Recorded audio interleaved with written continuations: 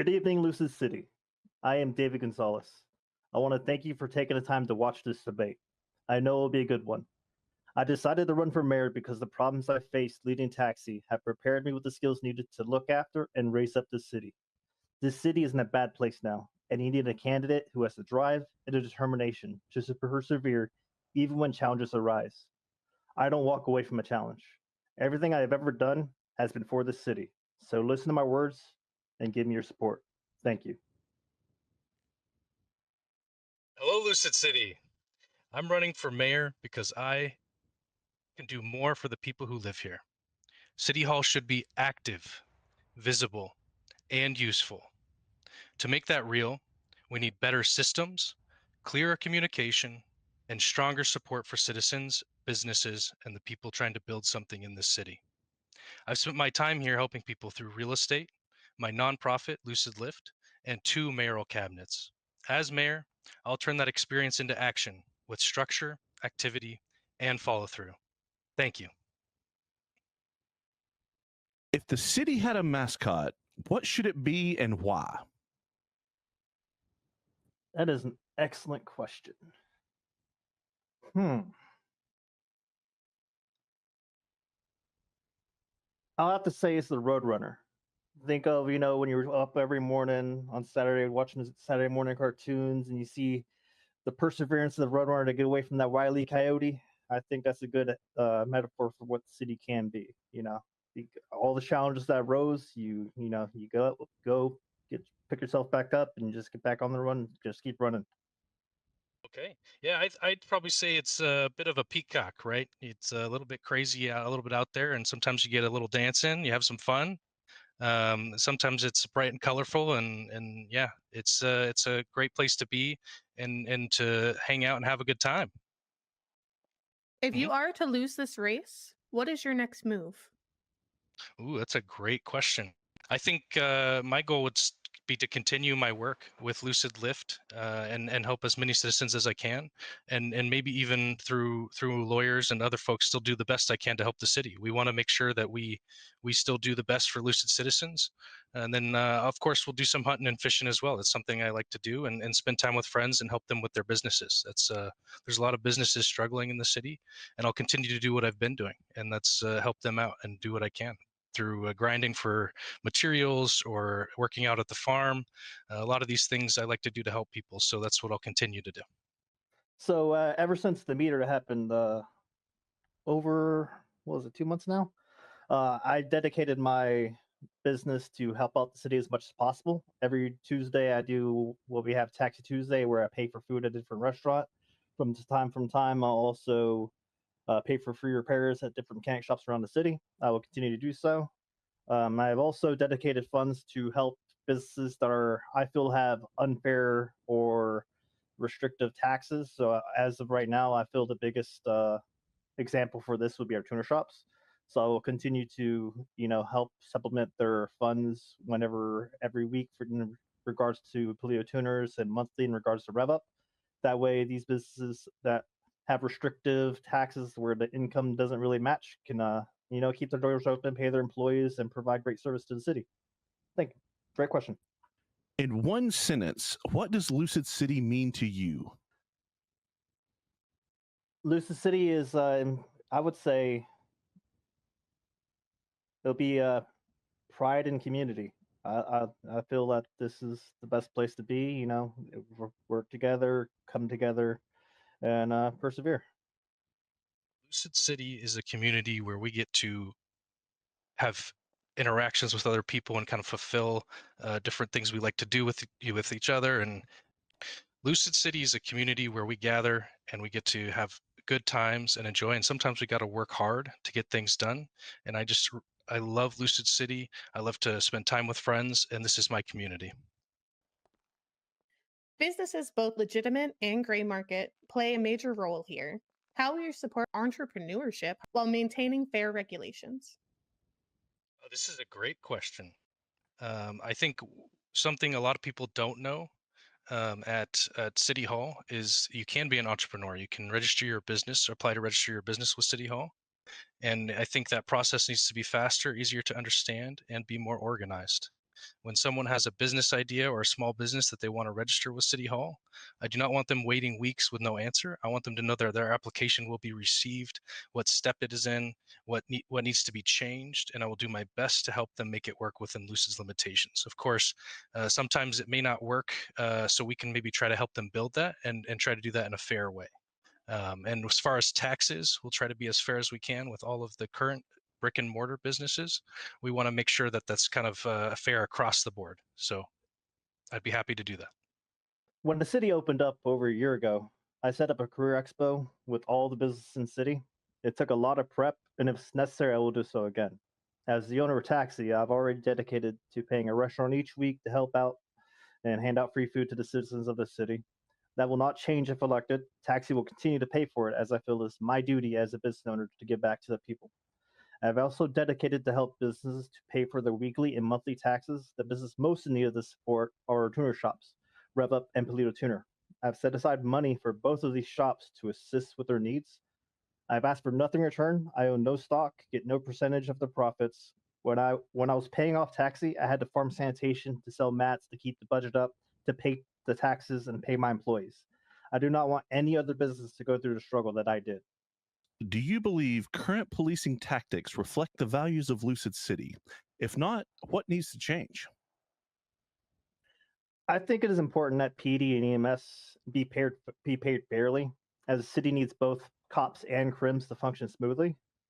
When there is too much favor to one side over the other, the city suffers as a whole. I do believe that there needs to be on-call officers that man the phones. I could count the number of times I've called PD and they picked up on one hand. If we can have a fair wage that keeps our police force staffed, there should also be officers set aside each shift to be on call so that they can sell hunting licenses, fishing licenses, as well as answer and dispatch calls to protect the citizens and businesses of the city. Every cop on shift should not be dispatched to every heist that happens. I will work with the chief of police to ensure appropriate responses are dispatched. I can agree with David Gonzalez. I think that sometimes there's a little bit of a too strong of a response when it comes to PD. I've spoken to all of the PD department heads. That's Chief Omar Dredd, Colonel Rico Hendricks, and Sheriff Justin Shelby. And you might be surprised to hear that they have some of the same. They want some of the same things that other citizens do. They want active lawyers. They want accountability for their officers, and they want ways to promote and reward positive behavior within their departments. So the work we have planned to support them in the DOJ is very important to everyone. When it comes to the DOJ, we've definitely talked to the Attorney General about what the mayor's role is when it comes to the Department of Justice, and we've done our due diligence about what we can and can't do, and we're going to do everything we can to support them in their activity. So, what are your top 3 budget priorities and why? Ooh, yes, this is a great question. I think DOJ, right? We want to make sure they're active. We can support them with hiring and other events. As far as the total budget, we want to make sure that PD and EMS are covered. Just like David said, we want to make sure they're paid fairly. I think the top 3 would be DOJ events. We want to do monthly events and town halls as well. I think we want to set aside a budget and have a team specifically for events. We want to make sure we're doing those things for folks. We also want to make sure we're reaching out to businesses, kind of seeing what we can do to help them, kind of like what David does here and what we can do as well. New citizens. Another thing we want to do is the third is going to be new citizens. Something I'm very passionate about is helping new citizens out in the city. Do you remember when you first joined the city and you didn't really have a whole lot going on and you had to run around and try and figure it out? We want to make sure that we help them through the phone and we are able to get them their license and do other things like that. We want to make sure that we're spending our money wisely. One other thing about the budget that I'll kind of make a note here is we want to make it transparent as we possibly can. We want to make sure people know what we're spending our money on, and we'll try to make that as publicly available as possible. I think the city is hurting. It's hurting bad, and it's in a spot where we need to come together as a whole. And I believe a big factor in that is, having community events, doing all that. So I would say our first priority would definitely be making sure that the city can function as come together as one, have events, have beach parties, stuff like that, so they can experience life and just be a community again. Our PD and EMS definitely do need support. They're crucial to the function of the city. And I would say the third priority would make sure that these businesses that employ the citizens are able to keep their doors open, keep staff, and continue doing what they do every day to make sure that the city runs smoothly. Mr. Gonzalez, you're asking residents to trust you with leading the city, yet your company has repeatedly faced criticism over reckless cab drivers and alleged DUI related incidents. Why should voters believe you can enforce accountability in City Hall when many feel you haven't been able to control the dangerous behavior tied to your own business? Excellent question. To many new residents, taxi is their first introduction to the city. Whether they have visited many cities before or this is their first time, I work hard to give them a place that they can work and get settled in and get knowledge for how the city works. They receive great benefits and access to pick the brains of the citizens they pick up. That being said, they may reach out to the criminal side of things. They may also be used, they went to vacation and just got back from vacation in London and they're used to driving on the wrong side of the road. I can't control what they do. We have rules that are in place to, whenever those instances happen, they can be punished. And I'm always reaching out to get any reports of any unsafe driving and any unsafe conditions. And those people are definitely punished and taken accountability of. These rules are in place, they're enforced, and I'm not responsible for what they do on their own time. But I definitely make sure that I have a tight ship, and unfortunately, I can't be there 100% of the time to enforce it. But I have a good reputation among the city of taking care of everyone, and I try to keep a clean reputation for taxi as well. Mr. Marshall, a growing number of residents have raised concerns about what they describe as a pattern of inappropriate behavior towards new women entering the city, accusing you of using your influence and reputation to get close to vulnerable newcomers, and going as far as to use the word grooming. Whether you agree with those accusations or not, the controversy has become a major talking point across Lucid City. Why should voters overlook these concerns and trust your judgment as mayor? Yeah, I'm very aware of these things. I've definitely heard of David specifically, kind of sharing these rumors and posting them as well. I've heard those rumors. I think it's unwarranted, quite frankly. I've been able to help men and women equally, and I'm very proud of that. I don't think I think a lot of people know that I don't date in Lucid. That's something I've said for quite a long time, and I just because I want to help people doesn't mean I'm trying to get close to women. I think that's unfortunate that people believe that, and I would move forward saying I'll be mindful of that, but I definitely will not be trying to get with women when I'm trying to help them. Matt, in your campaign introduction speech, you brought up that you've given back to the community with Lucid Lifts. You also brought this up in the Rockford podcast. You have never explained what it was, and everyone I've asked has no clue. Is this what you call it when you try to pick up new female residents at the subway? And if so, are you planning to extend this to new male residents as well? Thank you for asking this question, David. I think it gives me the opportunity to kind of tell people about my nonprofit, Lucid Lift. A lot of people may not know about it because it was maybe established after they were introduced to the city. I've grinded and self-funded Lucid Lift. It helps me help new citizens. For example, if you get off the subway and within a few days you're kind of learning the system, you don't know where to get your paycheck, you don't have transportation, you want to know how to flex your muscles, things like that. That's all things that I'm able to help them with. And if they're great citizens and we want them around, I'll help them get transportation. I'll help them find a job. We'll do these things. This is something I've self-funded and been very passionate about, and Lucid doesn't have a welcome center. So I think that City Hall should be that. I think the least we can do, taking taxpayer funding, is answer the phones. And that's why when I worked at City Hall, I advocated with the software team to get that on the services app so that we can answer the phones and help these new citizens. And I intend to continue doing that at City Hall. David, when people need help and they call your taxi business, your team does not answer. And when I called a couple months ago, before this campaign ever even started, they twice said, hell nah. Is this the standard of service and leadership you plan to bring to City Hall? Thanks for the question, Matt. So, several months back, the city implemented a protection given to all businesses to where they would have a certain level of protection at their place of work. Now, the letter and the spirit of the law of this new policy was that they would get their protection from being robbed and being taken hostage at their main depot. The issue with that is that Taxi's depot is not where they spend the majority of their time. And when I'm in conversations with the city about if the protection was granted to taxis vehicles as well, as that would be the spirit of the law, that protection was not granted. So as long as my taxi drivers are not granted that level of protection to be a 1-800 get hostage, 1-800 rob me, I cannot enforce that they pick up the phone, as I can't always guarantee their safety. My number one priority as a business owner is that my employees are protected and taken care of. And as long as that protection is not granted to them, I cannot enforce them to pick up the phone. I do encourage them to do so.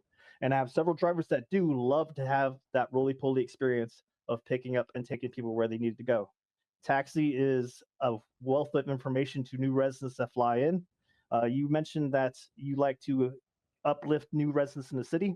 I feel that taxi, that is my purpose. They come in, they see all the signs around the business. Nobody advertises as much as taxi. I pay for their license. I pay for them everything they need to get their training done. They get started, they drive, they meet new residents, they learn new things. And my job as the owner of taxi is to make sure that my employees learn everything that they can about the city. At the end of the day, the city deserves a leader who actually shows up, not just when the cameras are on, but when things get messy and inconvenient. I'm not promising perfection. I'm promising presence, accountability, and a work ethic that doesn't clock out. If you want a mayor who listens, who builds, and who fights for the people who make this city feel alive, then I'm ready to get to work. Thank you. I'm running because I believe City Hall can be more active, visible, and useful to every citizen in the city. There are a lot of you who feel like your voice does not matter. Some of you have brought forward ideas, concerns, or frustration and walked away feeling ignored, dismissed, or talked down to. I want those citizens to know this. I will listen. City Hall should be a place people can actually rely on. When someone has a question, a concern, an idea, or a problem, they should know that reaching out is worth their time. That starts with better systems, a clear business registration process so people are not left waiting with no answer, a real unemployment office where citizens looking for work can connect with businesses looking for labor, more transparency with taxpayer money so the public can see how City Hall is using its budget, more events, more town halls, and better communication across every part of the city, and a cabinet that's active, involved, and trusted to actually do the work. The mayor should listen, the mayor should communicate, and the mayor should help connect people, support good ideas, and make sure City Hall is doing its part. That is the kind of City Hall I want to build. I've already spent my time in Lucid helping people through Lucid Lift, real estate, and 2 cabinets I've served on. This is not something I started saying during an election. This is who I've always been. The polls are open directly after debate, so when this is over, I'm asking you to go make your voice heard and vote for the kind of City Hall you want to see. If you want a City Hall that shows up, answers, communicates, supports businesses, citizens, builds relationships, and actually tries to make the city better, then I'd be honored to have your vote. Thank you.